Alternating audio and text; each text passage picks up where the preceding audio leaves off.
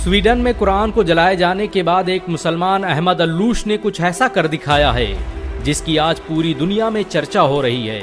दरअसल कुरान जलाए जाने के बाद स्वीडन के अहमद अल्लूश ने वहां के कोर्ट में एक याचिका दायर की थी कि उसे भी यहूदियों और ईसाइयों की मुकद्दस किताब बाइबिल और तौरात को जलाने की इजाजत दी जाए।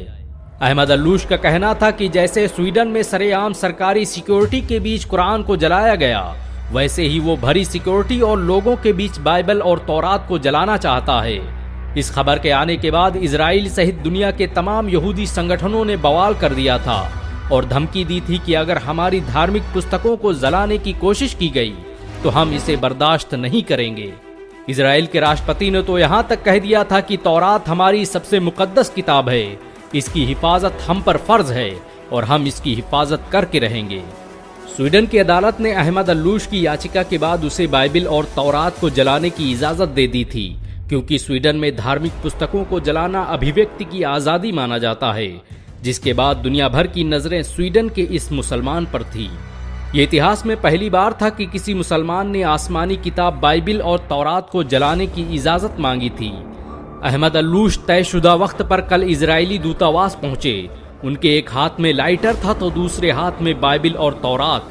चारों तरफ दुनिया के मीडिया संस्थान और लोग बाइबल को जलाने का मंजर देखने के लिए मौजूद थे। दुनिया भर की निगाहें अहमद अल्लूश के हाथ में मौजूद उस लाइटर पर टिकी थी। लेकिन लोग उस वक्त हैरान रह गए जब स्वीडन के इस 32 साला नौजवान ने लाइटर जमीन पर फेंक दिया और लोगों को मुखातिब होकर कहने लगा कि मैं बाइबल और तौरात को जलाने की सोच भी नहीं सकता। मैं तो बस कुरान जलाने के मामले पर यूरोप, अमेरिका सहित दुनिया के दोगलेपन को बेनकाब करना चाहता था। ये मेरे प्रदर्शन का तरीका था। मैं चाहता था कि लोग आएं और मेरी बात सुनें और एक मुसलमान के दर्द को महसूस करें। जिस तरह से यहूदियों और ईसाइयों को उनकी मुकद्दस किताब को जलाने की बात सुनकर तकलीफ महसूस हुई, उससे लाख गुना ज्यादा हम मुसलमानों को तकलीफ होती है जब हमारी मुकद्दस किताब कुरान की बेहुरमती की जाती है। अहमद अल्लूश के पास बाइबिल और तौरात के साथ कुरान भी मौजूद थी। उसने कुरान को बोसा दिया और सीने से लगाते हुए कहा, भला मैं उन किताबों को कैसे जला सकता हूँ जिसकी तस्दीक मेरे कुरान ने की है। मेरा इस्लाम किसी मजहबी किताब को जलाने की इजाजत नहीं देता। अहमद अल्लूश के प्रोटेस्ट के इस अनोखे अंदाज की आज दुनिया भर में चर्चाएं हो रही हैं।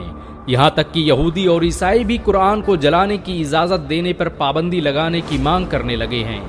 गौरतलब हो कि बकराईद के दिन स्वीडन में सलमान मोमिका नाम के एक नास्तिक व्यक्ति ने स्टॉकहोम सेंट्रल मस्जिद के ठीक सामने कुरान को जलाने का घिनौना काम किया और इस काम में स्वीडन सरकार ने न सिर्फ उसकी मदद की, बल्कि जिस वक्त वो कुरान जला रहा था उस वक्त उसकी सिक्योरिटी में पुलिस भी मौजूद थी।